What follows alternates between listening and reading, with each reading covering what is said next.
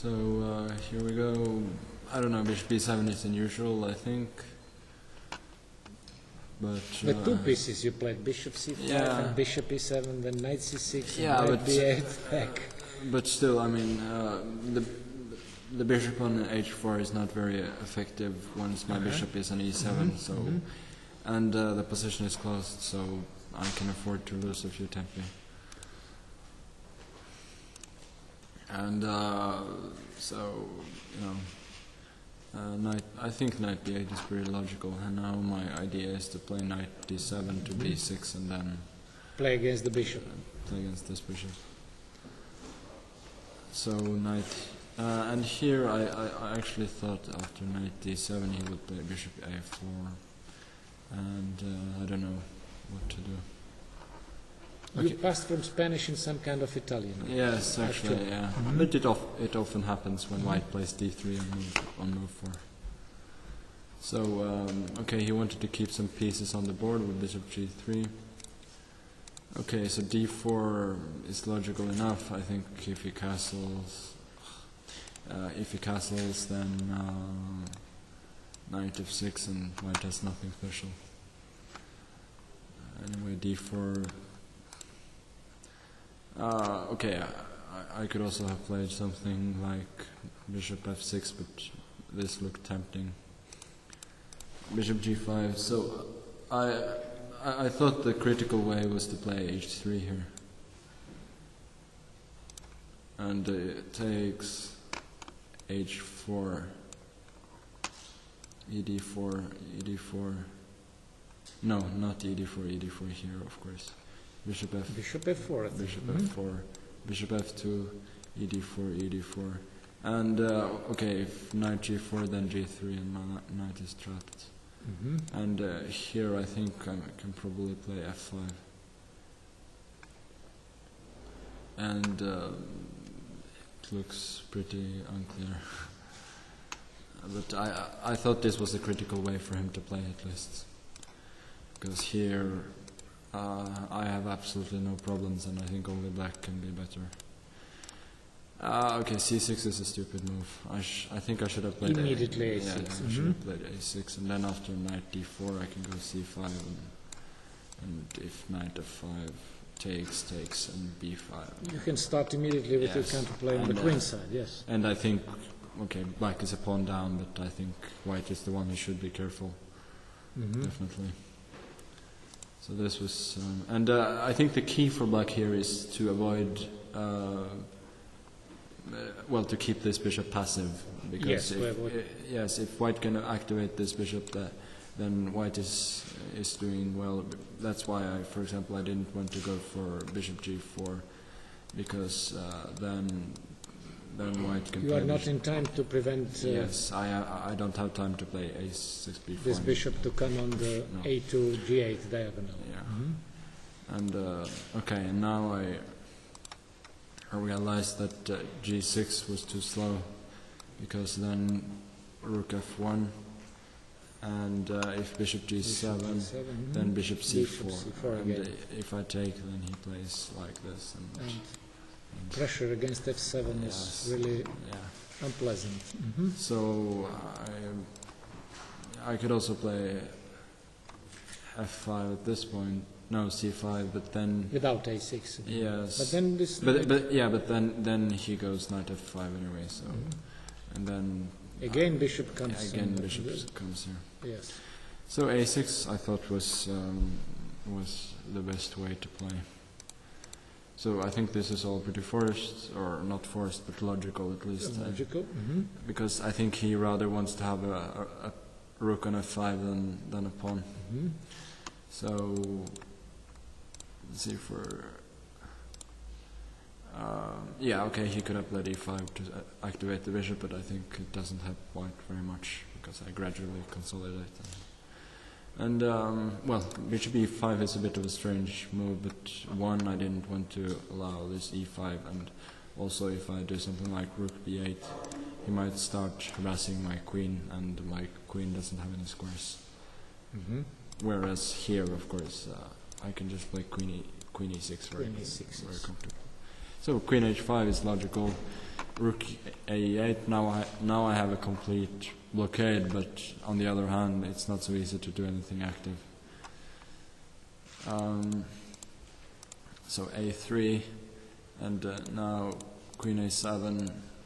I didn't see anything else really. So obviously you cannot take because of this. So king d2.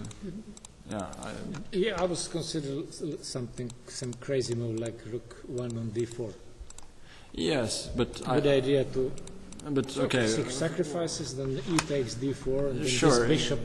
It's not a bad idea. But I would probably play queen b8 here.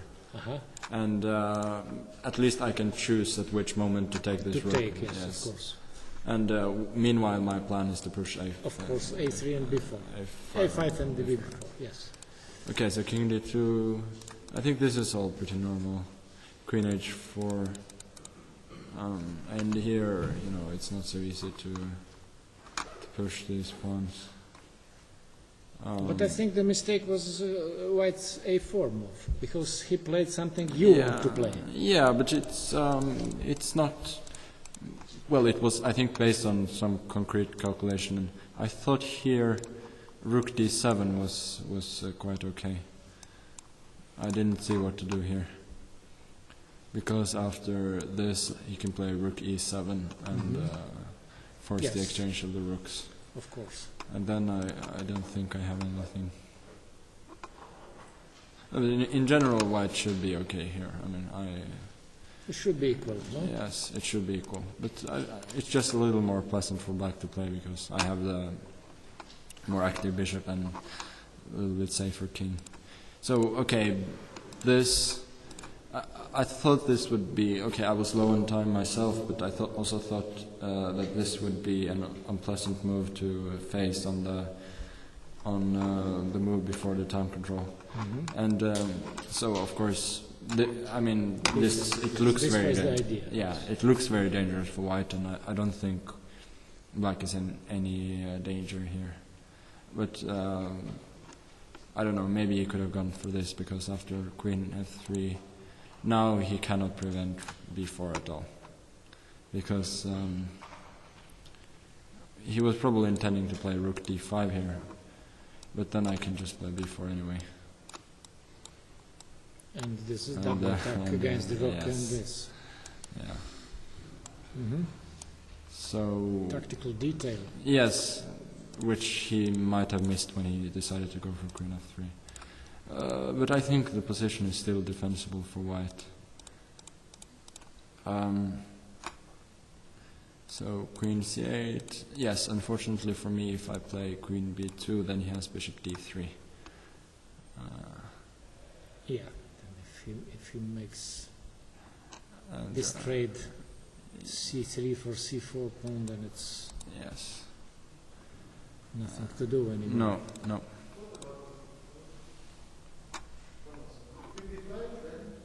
Yes, queen b5 and rook here. Yes, I can do this, take on g3, but I don't see what for. I'm suddenly a pawn down here. Okay, anyway, queen c8, and queen d2 is very logical. And here I think white has enough activity for a draw. I'm pretty sure about that. Yes, should be like this. And okay, here I was very surprised by e5, and I think that's a blunder. I thought bishop d1 was the best here.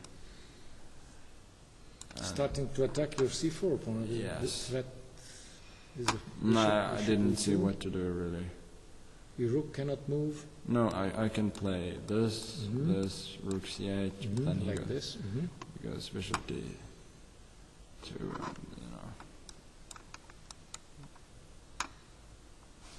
it's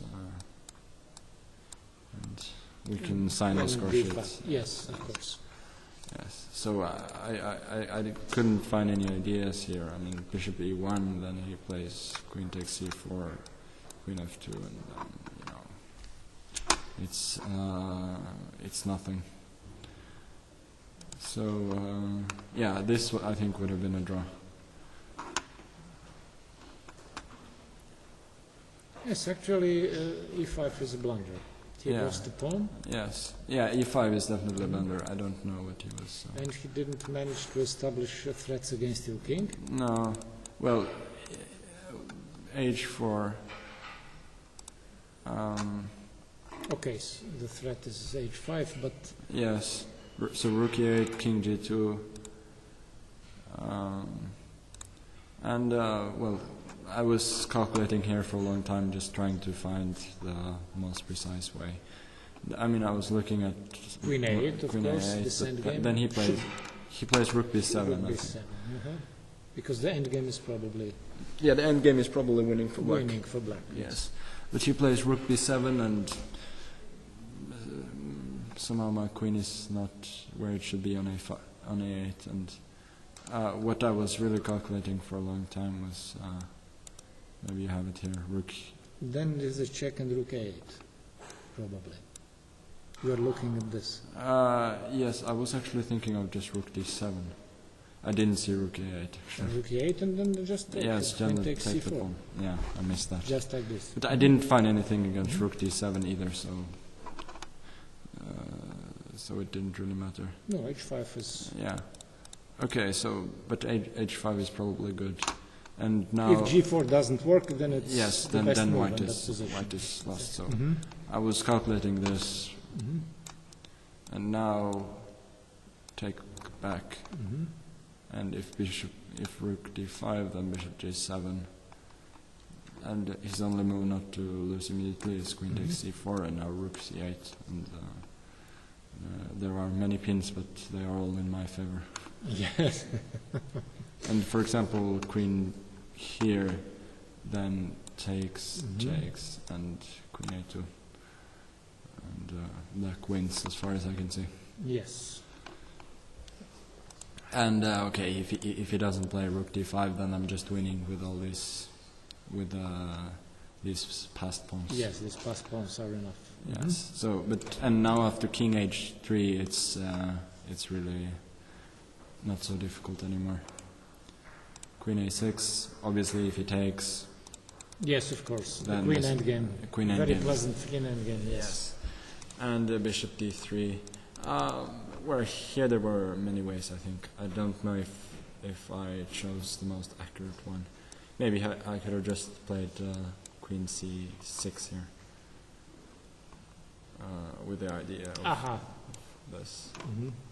Again, with the same idea. Yes, and Proposing and this is also queen endgame.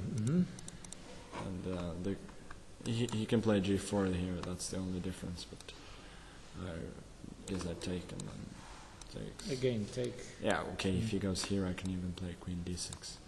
But he goes here and then takes, and yeah. There is no perpetual.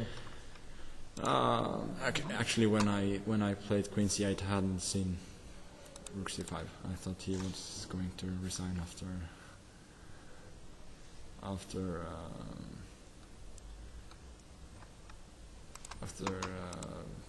bishop g7. But okay, rook c5 keeps it going a little bit. So yes. Also, if he plays this, then I go queen c6. Okay, I can also take here, but Of course. but that's then there are at least some technical difficulties left. But this one is really simple. And rook d8, and this rook is misplaced on e4, and my pawn is queening. So queen c4, and again, this is also pretty straightforward. Yes, bishop e5. Bishop e5, and if rook here, I think just queen e6 is simple enough. At least that's what I was calculating. Here, king g7. King g7, yes. Takes. And Oh, but everything is hanging now. yes. He will be very soon 3 points down. So. Yeah. So this, I mean, once you see rook takes g3, it's not so difficult. Yeah, okay, He was already in time trouble. Yeah, he made the time control with 1 second left. With 1 second left. But I mean, he realized that there were no hopes there, of No course. hope. But, and then resigned. Okay, Okay. thank you. Thank you.